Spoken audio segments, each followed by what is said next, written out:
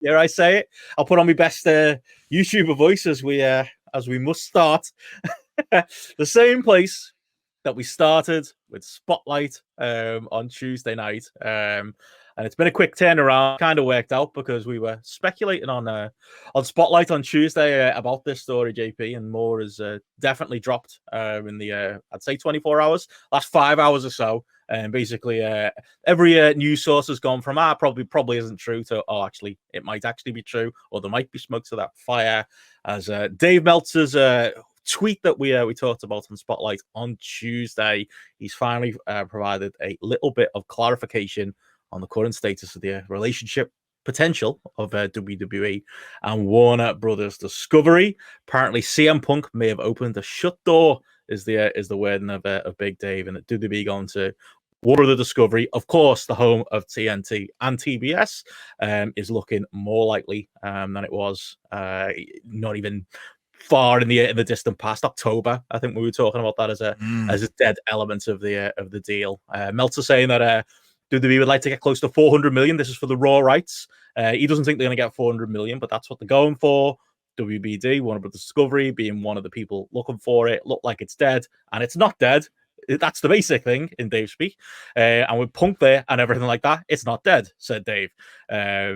He says, calm your jets, no panicking. It's not like people should go, oh my God, on this with AEW, there's no way of knowing if anything more than they had a meeting, and that it's not dead.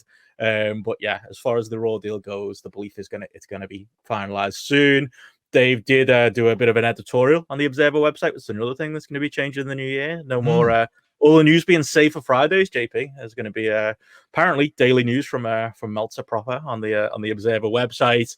Yeah, he penned a little bit talking and specifically saying for the first time that the CM Punk signing looks to have opened doors up since Endeavor's Mark Shapiro, along with Nick Khan and Paul Levesque, had a meeting with WBD on Monday morning, which is what we had heard at time of Spotlight, but we are not news reporters, and the information that was filtering its way through the different Twitter DMs, definitely felt like it came from a certain place, the Punk camp, in quotes, and Sean Rossap's been on record saying that's where the stories come up on. Basically, Punk and his people seem to be the ones who are most loud about this coming on. Punk is, I don't know, a reverse Trojan horse.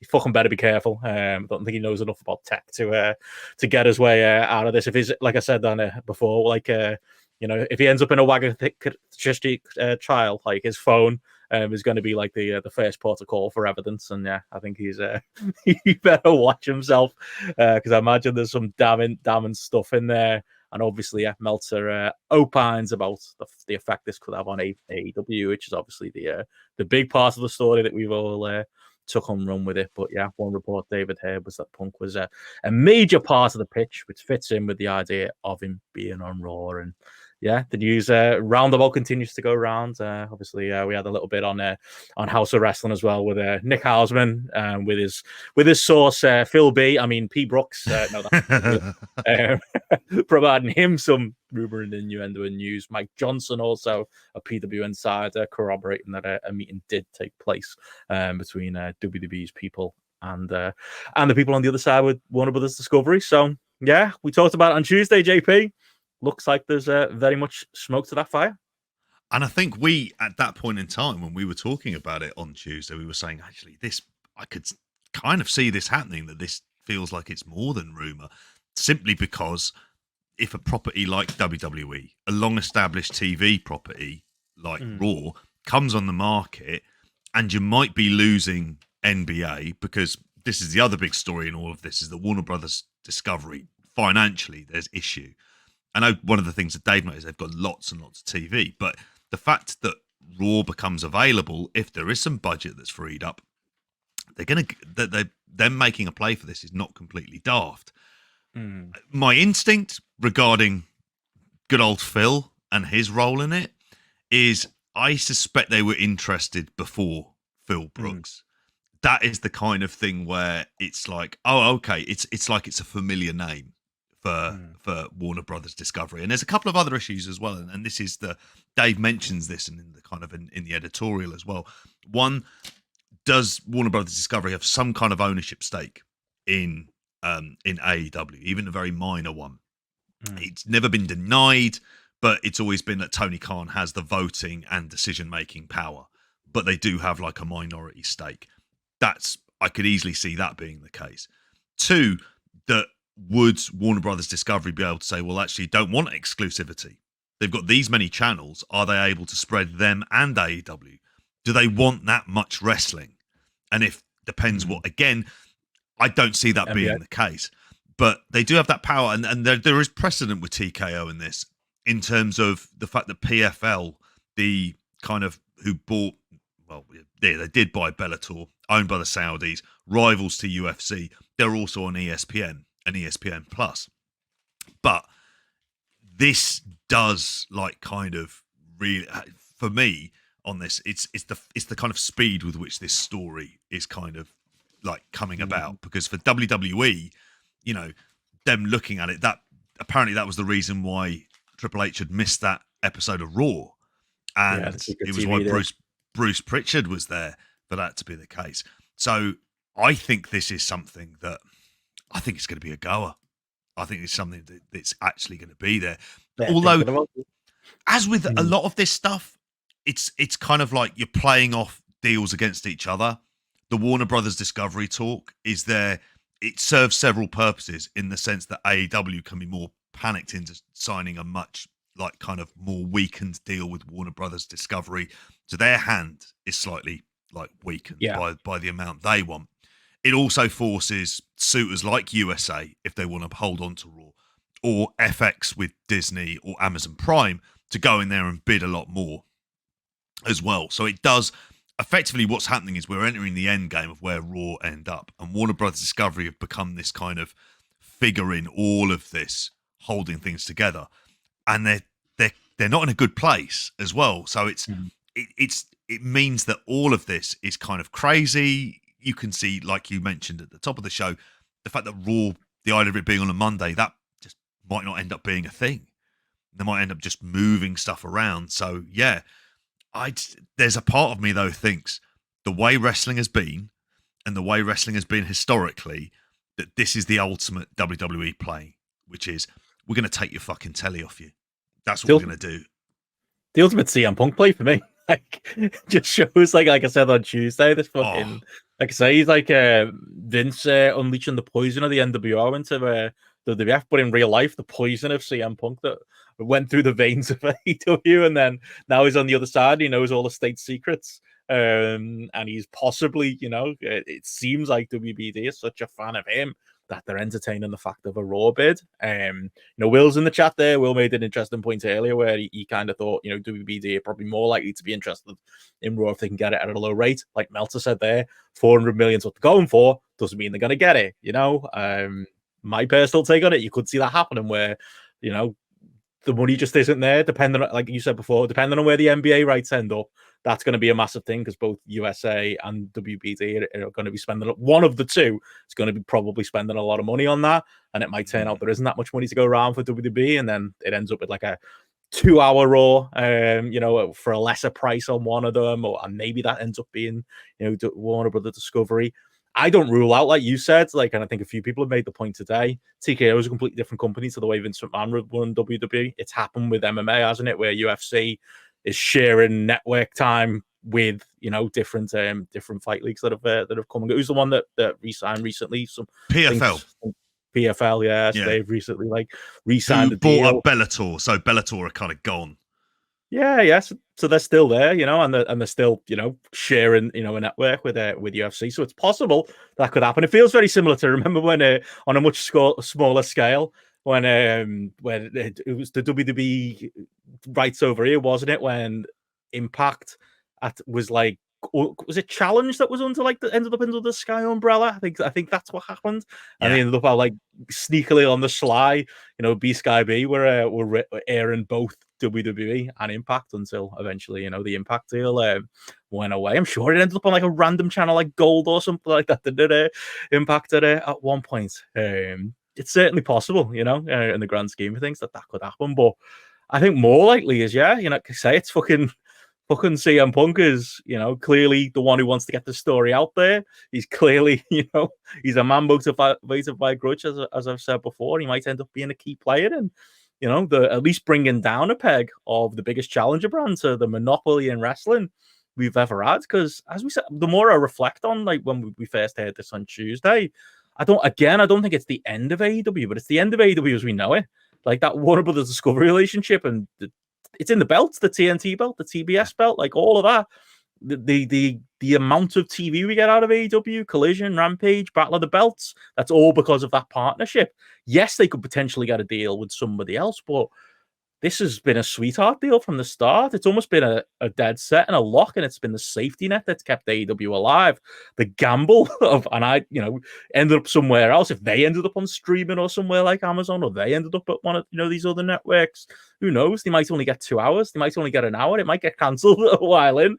It just doesn't feel as comfortable as this. And it speaks to what Tony Khan's been, if you read between the lines of the way he's been talking in the last few months, when it's been like, wasn't this deal supposed to be around the time of the One Bill Phil line? That's because we all thought the deal was coming and it never came. And Tony Khan was like, well, I want the right value for what I'm offering them. I feel like basically he was like, I feel like the money could be better. And then even then he was talking with both sides of his mouth, because when he was asked, well, are you shopping it around elsewhere? He was kind of like, well, no, I'm very loyal to Warner Brothers Discovery, which almost could have been read as a veiled threat, because, at some point, I think it's believed to be January, isn't it? The negotiation rights with AEW and Warner Bros. Discovery, the exclusivity goes, and he could potentially shop it to other people. So it feels like, in a very Succession way, there's a lot of like these backhanded like comments that you can maybe read a bit into more, JP, and all of this maneuvering going on. That maybe things aren't as rosy with Warner Bros. Discovery as we thought with AEW, and maybe peeling back the layers here of, a few of the public comments that have been made. Even Tony Khan going after them on Twitter once or twice over mistakes with Dynamite, where things had gone wrong with the production. Start to see them in a little bit of a different light. Yeah, it is. And you consider where their relationship was, in terms of like they had a barter system whereby it was a case of, they shared ad rates until they could kind of prove themselves. And then Warner Brothers Discovery realised, hang on a minute, they're on a great deal here in terms of what they were paying. The fact they weren't paying for it, but they got like great demos, ratings that were by far and away like the best, better than anything else that they were doing outside of the NBA. And you kind of see how, I think, and imagine if you're Warner Brothers Discovery, Collision has underperformed, Rampage has underperformed. Like for where they are, for what the expectancy, which was $500,000 for Collision and a 0.20 in the demo, they don't get close to that. Rampage in the demo, there's like 0.09, there's half of it. In some ways, you've got to ignore what the total viewership is. Battle of the Belts is just when they can chuck on an extra hour for shits and giggles in there. So you can see that kind of level of annoyance that's there. But they've, it's that exclusivity part of it. Like he's got to play the game up until January, when that's out, and do they shop it about? Now, is there value in AEW? Absolutely. Like if you're figuring like oh yeah, like if you're any one of like, if you're an FX for example, and you're wanting to get onto Disney and you're able to get onto there, that's not a bad shout. But I can't see Disney wanting 6 hours of AEW programming. That's the kind of issue for that. Are they going to split the rights across several different places and effectively do what WWE do with NXT going on to CW?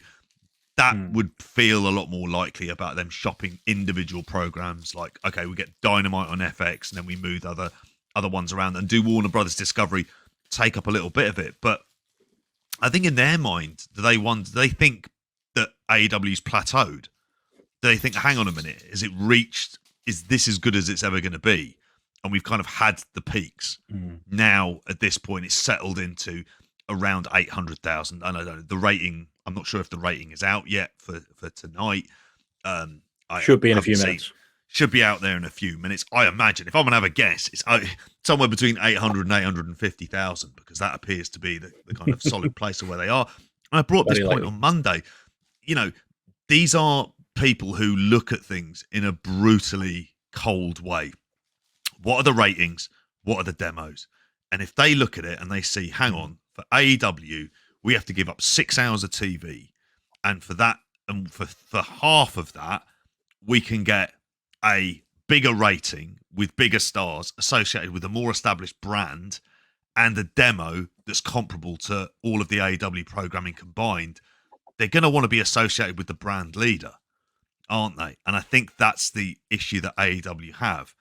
And does any other movement for where they go to, is that going to a lower brand? But it doesn't feel like everything is necessarily rosy in that house as well. But we'll also find out whether or not they have got points in the company, because that'll be a big deal. Are they going to sell up on that? Are they going to Tony Khan going to buy them back so he can kind of shop it around and own it in its entirety? But this is going to change, and I know this is one of the comments that David made. This changes the landscape of wrestling for 2024 and beyond. It changes what options wrestlers are going to have. What is the kind of distribution that AEW are going to have? Because you can get more money off, say, like a Prime, if Prime want to get involved in wrestling, but you can't see Amazon going for kind of what is like effectively like a second-class brand. Like, that sounds brutal to say. It makes it feel like everything is going to be a step down from TNT and TBS. But yeah, fascinating stuff. I think that's what's made AEW feel legitimate, is the fact that it was on TNT TBS, and as wrestling fans, we have that affinity for that, for the Nitro years. It felt credible. It felt like it's not TNA. It's not it's not one getting on Amazon, like obviously with a proper Amazon deal sounds great. And Liam says there in the chat they signed a contract with PBC to show boxing on Prime, so that's absolutely a possibility. There's a lot of wrestling on Amazon, but not quite as prestigious as that. And there's a lot of it's about, you could imagine the ROH rights ended up being like just fucking it's there in the archive. There's all kinds of shit. There's 80s wrestling, there's women's wrestling, there's strange like lucha comps, there's all kinds. But that's talking that level. We're talking is on there where you could see under the ring that wild stuff. Is that what Matty watched? Yeah, but we're talking more like what the Premier League, have done on Amazon. But then Premier League's not going to be on Amazon going forward, is it? So there's some spare money there, I suppose. But yeah, I guess we'll see. It just entire landscape could change next year. It's just so interesting to watch. AEW's going to have to be, if this sweetheart relationship goes away, have to be a big boy promotion that stands on its own feet. Not lost on me that the Khan family could buy and sell every other person involved in wrestling. So nothing necessarily to worry about there. It will. Yeah. Continue on, but it could be a very different AEW next year, and it all circles back to that man, Phil. Yeah, it does indeed, which is a lovely link onto the next Phil story that we have. Note, actually, before we go there, I wanted to sneak one in because we did actually get a chance to talk about it.